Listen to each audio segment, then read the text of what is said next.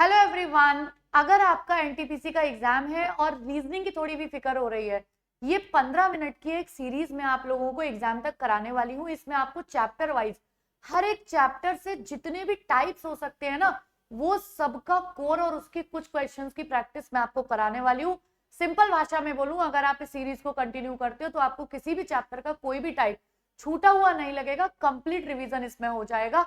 और ये मैं आपको विश्वास दिलाती हूँ, जब आप एग्जाम में बैठोगे ना, कोई भी टाइप इससे बाहर नहीं जाएगा। जैसे आज मैं आपको नंबर एनालॉजी के क्वेश्चंस दिखाने और कराने वाली हूँ। तो चलिए, नंबर एनालॉजी में कौन कौन से टाइप्स हो सकते हैं और उनमें कौन कौन से लॉजिक्स हमें एग्जाम के टाइम में बैठ के सोचने हैं, इसके बारे में चर्चा करते हैं और कुछ क्वेश्चंस के बारे में।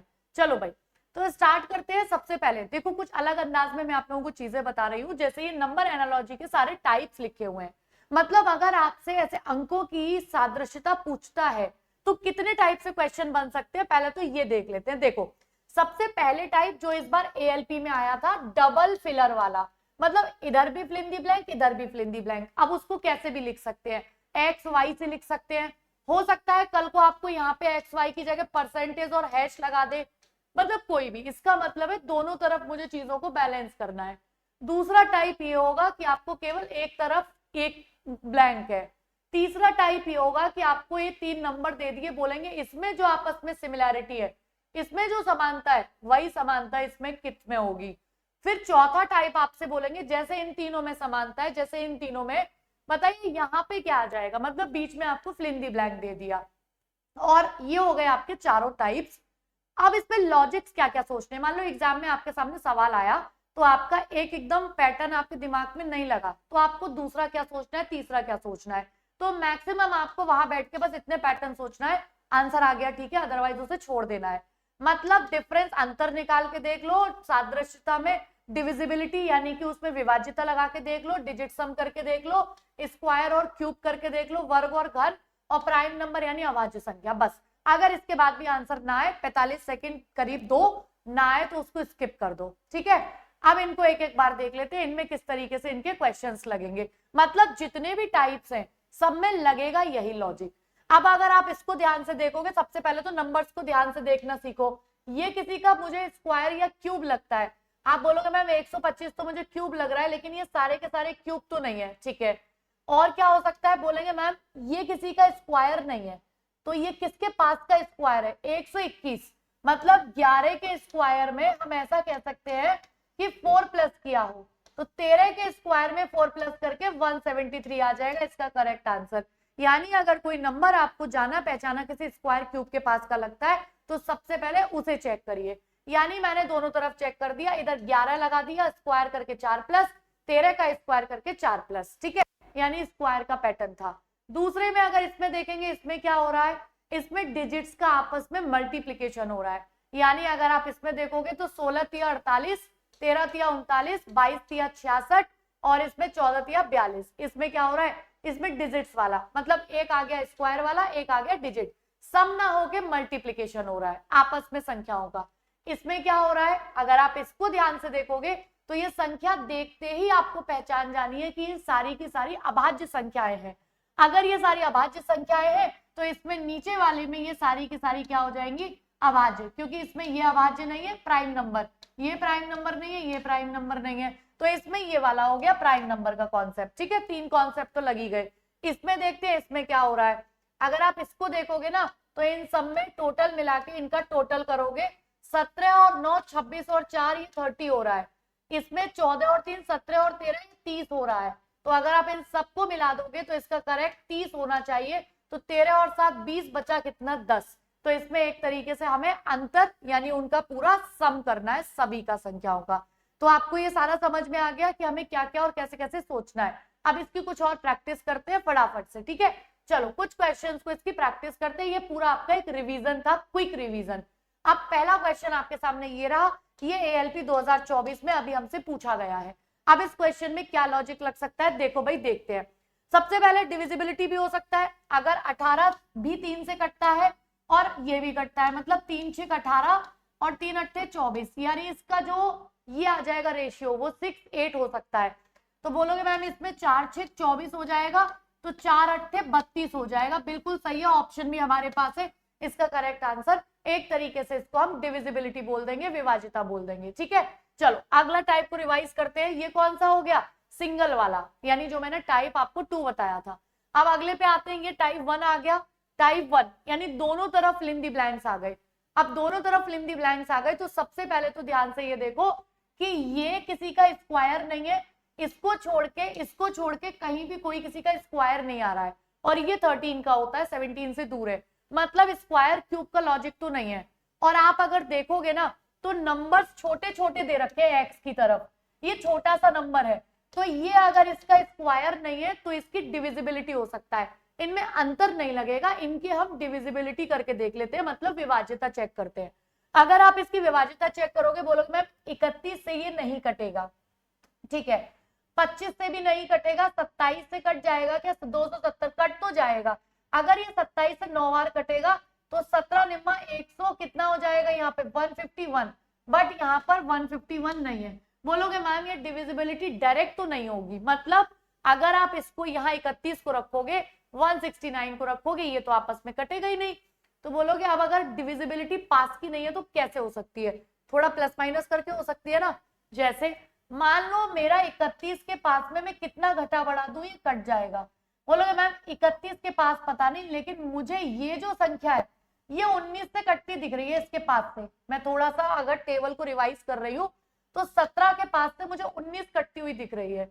अगर 19 कटती हुई दिख रही है तो बोलोगे मैम 19 का अगर मैं 9 में मल्टीप्लीकेशन करती हूँ तो ये हो जाएगा, मतलब इसमें 2 प्लस। तो आप ये कह सकते हो अगर यहाँ पे मैंने 25 फिल किया तो 2 प्लस करके 27 में 9 बार कट रहा है, इसका करेक्ट आंसर सी आ जाएगा। तो जब छोटे नंबर के सामने बड़ा नंबर होगा तो या तो स्क्वायर और क्यूब सोचना है, क्यूब तो खैर बहुत ही बड़ा हो जाएगा इन संख्याओं का, या तो स्क्वायर सोचना है, और स्क्वायर नहीं है तो छोटी सी बड़ी संख्या, मतलब उनकी विभाज्यता, उनकी डिविजिबिलिटी देखनी है। जरूरी नहीं हर बार डायरेक्ट डिवाइड हो जाएगा, आपको प्लस माइनस थोड़ा सा आगे पीछे सोचना पड़ेगा। चलो अगले नेक्स्ट पे आते हैं, अगला क्या हो जाएगा।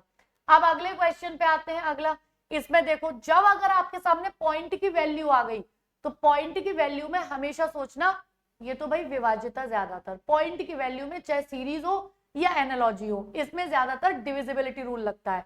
मतलब अगर मैं एक बार डिविजिबिलिटी डायरेक्ट देखूंगी तो ये किससे कट रहा है? 68.4, 20 से तो कट नहीं रहा, पहले इसको चेक नहीं करेंगे। 14 से कटेगा, 14 चौक 56 और 14 बचेगा 144, 14 से नहीं कटता, नहीं कटेगा। 18 से कटेगा, 18 54, यस, और 14 बच जाएगा 144, बिल्कुल सही है। अगर आप 18 से काटोगे और 18 ये कितना हो जाएगा? 18 8 144, ये 3.8 टाइम कट जाएगा। तो क्या ये 22 से कटेगा? एक बार देखते हैं। 22 या 66, बोलोगे मैम ये 17 बच जाएगा, 176 कट जाएगा 8 बार, बिल्कुल सही है। तो ये भी 38, ये भी 38, इसका करेक्ट आंसर ऑप्शन सी आ गया। मतलब अगर आप डिविजिबिलिटी देखोगे किसमें? पॉइंट वाले में, तो ये डिविजिबल हो गया। डन है।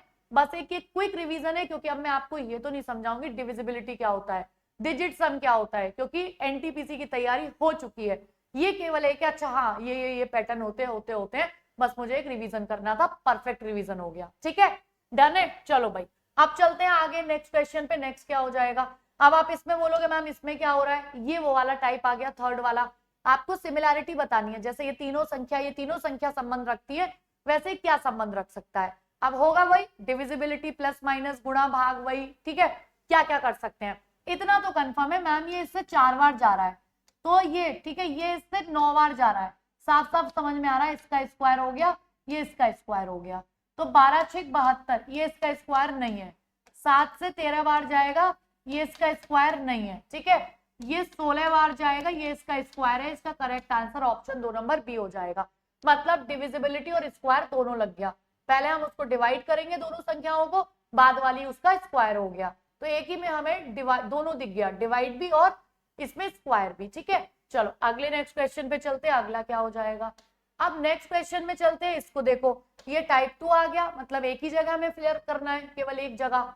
क्या कर सकते हैं इसमें? अगर इन नंबर्स को ध्यान से देखेंगे, अच्छा ये वाला तो हो गया, ये तो वही है जो मैंने आपको प्रैक्टिस में दिया था, मतलब टाइप वाइज करके दिया था। तो ये 3 टाइम्स, ये 3 टाइम्स, वो 3 टाइम्स, ये 3 टाइम्स, यानी 3 गुना 3 गुना 3 गुना और 3 गुना। अगले में आते हैं, इसमें क्या हो सकता है? अब देखो 456 के सामने 15 लिखा हुआ है, क्या क्या हो सकता है? 15 से 456 कटेगा नहीं, 15 का स्क्वायर क्यूब नहीं है 456। क्या हो सकता है? इनका आपस में डिजिट सम कर सकते हैं। किसका? इसका।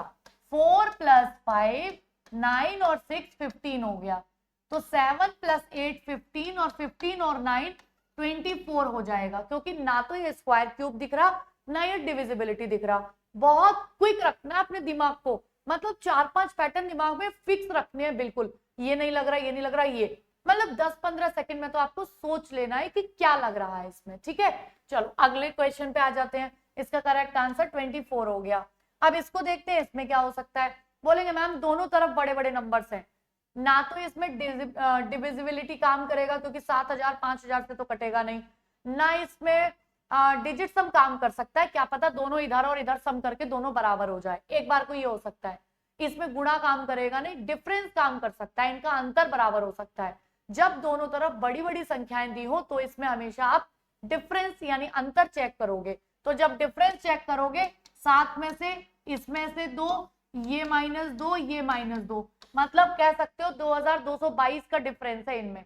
तो 4 में से 2 गया 2 बचा, 6 में से 4 गया, वो 6 में से 2 गया 4 बचा, 7 में से 2 गया 5 बचा, यानी कि इसका करेक्ट आंसर हो जाएगा ऑप्शन 2 नंबर बी। डन है सबका? मैं एक बस आप लोगों से रिक्वेस्ट करूंगी, 2 बातें। देखिए, अगर आपको लगता है कि आपका क्विक रिवीजन और परफेक्ट रिवीजन है, ऐसे ही आपको हर टॉपिक की क्लास चाहिए, तो कमेंट बॉक्स में एक बार जरूर बता दीजिएगा कि मैम बहुत बेनिफिशियल है हमारे लिए, हमें सारे टॉपिक्स ऐसे रिवाइज करा दीजिए 15 मिनट में। और क्लास को लाइक जरूर कर लेंगे, चैनल पर नए हैं तो चैनल को सब्सक्राइब कर लेंगे। डेली सुबह 8 बजे मेरे प्रैक्टिस सेट की क्लास भी होती है, आप उसे भी ज्वाइन कर लेना। ठीक है, चलिए इसको चलते हैं आगे नेक्स्ट पे और इसको देख लेते हैं फटाफट से क्या हो जाएगा। अब आप इसको देखोगे 7 और 1750 क्या हो सकता है, छोटे छोटे नंबर से स्क्वायर क्यूब हो सकता है। अब इसमें देखेंगे कैसे। 7 से 17 बोलेंगे मैम एक तो ये हो सकता है कि इसका दुगना कर दिया +3 कर दिया, लेकिन फिर इधर किसका दुगना करके +3 करोगे, 23 का दुगना करके 46 + 4 हो जाएगा, इसका दुगना होगा नहीं, 26 दूनी 52, ये माइनस हो जाएगा, नहीं होगा। और क्या हो सकता है, क्या ये संख्याएं किसी के स्क्वायर और क्यूब के आसपास की तो नहीं है, हमें ये भी ध्यान में रखना है। बोलोगे यस मैम, ये ना 17 16 के पास की है, 4 के स्क्वायर में +1 हो रहा है, ये 2 के क्यूब में -1 हो रहा है, मतलब 2 और 4 में 2 का अंतर है, तो हम ये कह सकते हैं 7 के स्क्वायर में +1 हो रहा है, तो ये 2 का अंतर है ना, इसमें भी 2 का अंतर कर दो, 5 के क्यूब में -1 कर दो, तो इसका करेक्ट आंसर 124 आ जाएगा। यानी नंबर्स को आपको इतनी अच्छी से प्रैक्टिस करके जाना है, अगर वो किसी की स्क्वायर और क्यूब के आसपास भी हैं, 2 + 2 - 1 + 2 4 माइनस, आपको एकदम रटा हुआ होना चाहिए कि अच्छा ये कॉन्सेप्ट लगेगा इसमें। ठीक है, चलो अगले नेक्स्ट क्वेश्चन पे चलते हैं। अगला सवाल, अगले सवाल पे चलते हैं। अब इसमें क्या हो सकता है भाई, 38 से 235, 2-3 बातें हो सकती हैं। एक तो ये इसका डिजिट सम करके ये हो सकता है, देखो जैसे 3 और 2 5 और 5 10, बोलेंगे मैम 10 तो इससे कटेगा भी नहीं, क्या पता ये 8 और 3 11 करके इससे कट जाए, नहीं, इधर 11 इधर 10, डिजिट सम नहीं। अच्छा ये इससे कटेगा नहीं 38 से, ये भी नहीं होगा, कट भी नहीं रहा, डिफरेंस इनका निकलता नहीं है। छोटी संख्या के सामने जब इतनी बड़ी संख्या होती है तो इसमें डिफरेंस नहीं होता है। अच्छा प्राइम नंबर है नहीं, तो होगा तो ये कोई ना कोई स्क्वायर्स डिजिट सम इन्हीं दोनों में से किसी से। क्या हो सकता है इसमें, और क्या हो सकता है, देखो भाई, अब जब मैंने इसको ऐसे भी कर सकती हूँ, एक बार को नहीं हो रहा, 5 दिया 15 दूनी 30 तो भी नहीं हो रहा, प्लस करके भी नहीं हो रहा, तो एक बार मैं ना इनके स्क्वायर्स को भी प्लस करके देख लूंगी, ऐसे करके ये ऐसे भी हो जाता है। बोलेंगे मैम ये 9 और 4 13 और 25 38 हो गया, तो 1 का स्क्वायर प्लस 9 का स्क्वायर प्लस 6 का स्क्वायर, ये 81, ये 1, ये 36, 6 और 1 7 और 1 8, 8 और 3 11, इसका करेक्ट आंसर 118 आ जाएगा। डन है, चलो अगले नेक्स्ट क्वेश्चन पे चलते हैं। अगला सवाल हमसे क्या कह रहा है, इसको देखते हैं, इसका क्या हो जाएगा। 83 13 58 27 79 क्वेश्चन मार्क। कभी कभी हमें एक्स्ट्रा दिमाग चलाना पड़ेगा, जैसे ये क्वेश्चन होगा वही डिजिट सम गुणा मल्टीप्लीकेशन। एक बात तो कंफर्म है, ये इससे कटेगा नहीं, 8 और 3 11 है, 3 और 1 4, डिजिट सम भी नहीं है, मल्टीप्लीकेशन भी नहीं है। अगर इसको भी देखोगे ये इससे कटेगा नहीं, डिजिट सम 9 है, इसका 13 है, डिजिट सम भी सेम नहीं है, स्क्वायर्स इनका होगा नहीं, 3 3 9 1 1 1, कुछ होगा नहीं।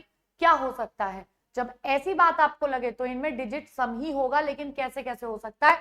देखो भाई, आप एक बार को देखोगे मैम ये 8 या 24 हो रहा है, और 24 में से 11 घटा के 13 आ रहा है, मतलब 8 और 3, इसका मतलब ऐसे हो रहा है, गुणा और प्लस, इसका गुणा किया, इसका प्लस किया, माइनस कर दिया, तो इसमें से 5 इंटू 8 40 हो जाएगा और 5 प्लस 8 13 हो जाएगा, इसमें से 13 को घटा दोगे 27 आ जाएगा, तो 7 निम 63 63 और 9 और 7 16, तो ये कितना हो जाएगा, 13 में से 6 गए तो 7 बचे, 5 में से 1 गया तो 4 बचा, इसका करेक्ट आंसर 47 हो जाएगा। ये वो क्वेश्चन होगा जो आपको अटका सकता है, लेकिन अगर आप अभी अभी रिसेंट प्रैक्टिस करके जा रहे हो तो अगर आ गया तो आप कर भी लोगे आराम से, ठीक है।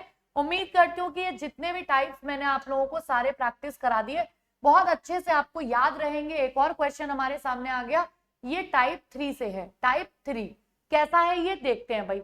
अब ज्यादातर इसमें क्या होगा, बराबर के नंबर लग रहे हैं, स्क्वायर क्यूब डिविजिबिलिटी तो नहीं होगा, इनका होगा प्लस माइनस, इसी में से कुछ, या तो किसी दो को घटा दो या किसी दो को प्लस कर दो, ऐसे ही होगा।